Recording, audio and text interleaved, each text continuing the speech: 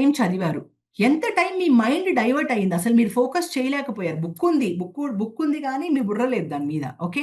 So, మీరు అలా journaling చేసుకోండి. అలా ఒక 10 రోజులు చేసుకున్నారు అంటే గనక స్లోగా you will know where your problem is. After coming back from school to sleep మీకున్నదే 5, 6 గంటలు. ఈ 5, 6 గంటల్లో మీరు 4 గంటలు మొబైల్ చూస్తుంటే మీకు టైం ఎక్కడుంటుంది? అన్‌లెస్ అంటిల్ యూ జర్నల్ మీరెంతసేపు మొబైల్‌లో ఉంటున్నారు? ఎంతసేపు ఆడుకుంటున్నారు? ఎంతసేపు చదువుతున్నారు?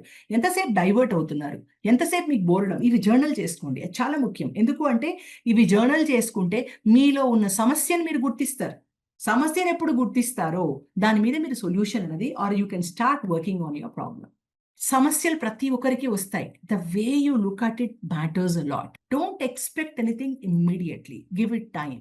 ప్రతి ఒక్కటి కూడాను టైమ్ ఇయ్యాలి. మీరు టైమ్ ఇచ్చినప్పుడు ఏమవుతుందంటే మీకు కొత్త థాట్స్ వస్తాయి.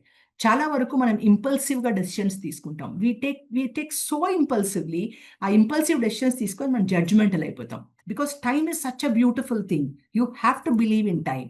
ఆ టైమ్ మీరెప్పుడు ఇవ్వగలరు అంటే మీకు డిసిప్లిన్ ఉన్నప్పుడు ఆ టైమ్ ఇవ్వగలరు.